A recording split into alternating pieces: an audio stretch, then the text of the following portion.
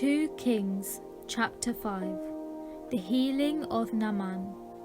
Naaman, commander of the army of the king of Aram, was a great man and in high favor with his master, because by him the Lord had given victory to Aram. The man, though a mighty warrior, suffered from leprosy. Now the Arameans on one of their raids had taken a young girl captive from the land of Israel, and she served Naaman's wife. She said to her mistress, "If only my Lord were with the prophet who is in Samaria, he would cure him of his leprosy." So Naaman went in and told his Lord just what the girl from the land of Israel had said. And the king of Aram said, "Go then, and I will send along a letter to the king of Israel."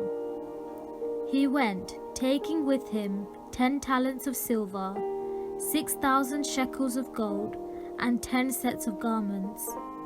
He brought the letter to the king of Israel, which read, "When this letter reaches you, know that I have sent to you my servant Naaman, that you may cure him of his leprosy." When the king of Israel read the letter, he tore his clothes and said, "Am I God to give death or life, that this man sends word to me to cure a man of his leprosy? Just look and see how he is trying to pick a quarrel with me." But when Elisha, the man of God, heard that the king of Israel had torn his clothes, he sent a message to the king. "Why have you torn your clothes? Let him come to me, that he may learn that there is a prophet in Israel."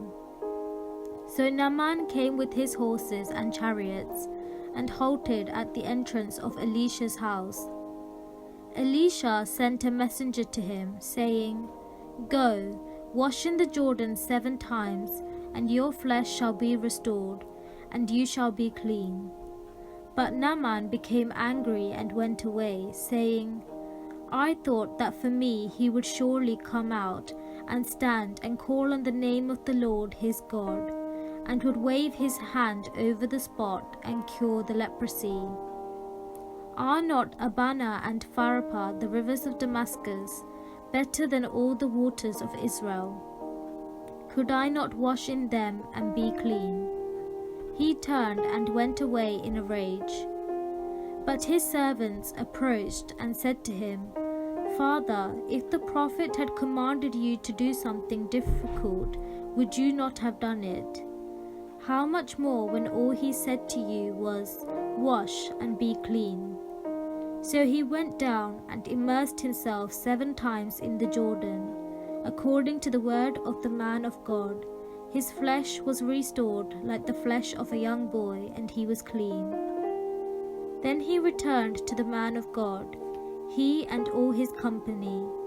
He came and stood before him and said, "Now I know that there is no God in all the earth except in Israel. Please accept a present from your servant." But he said, "As the Lord lives, whom I serve, I will accept nothing." He urged him to accept, but he refused. Then Naaman said, "If not, please let 2 mule loads of earth be given to your servant, for your servant will no longer offer burnt offering or sacrifice to any god except the Lord. But may the Lord pardon your servant on one count.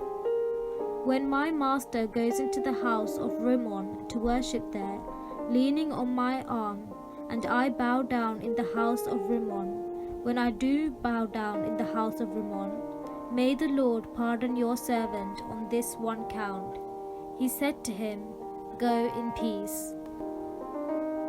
Gehazi's greed. But when Naaman had gone from him a short distance, Gehazi, the servant of Elisha, the man of God, thought, "My master has let that Aramean Naaman off too lightly by not accepting from him what he offered.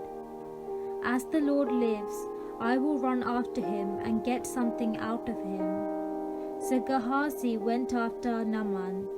When Naaman saw someone running after him, he jumped down from the chariot to meet him and said, "Is everything all right?" He replied, "Yes, but my master has sent me to say, 2 members of a company of prophets have just come to me from the hill country of Ephraim. Please give them a talent of silver and 2 changes of clothing." Naaman said, "Please accept 2 talents." He urged him and tied up 2 talents of silver in 2 bags with 2 changes of clothing, and gave them to 2 of his servants, who carried them in front of Gehazi. When he came to the citadel, he took the bags from them and stored them inside. He dismissed the men, and they left. He went in and stood before his master, and Elisha said to him, "Where have you been, Gehazi?" He answered, "Your servant has not gone anywhere at all."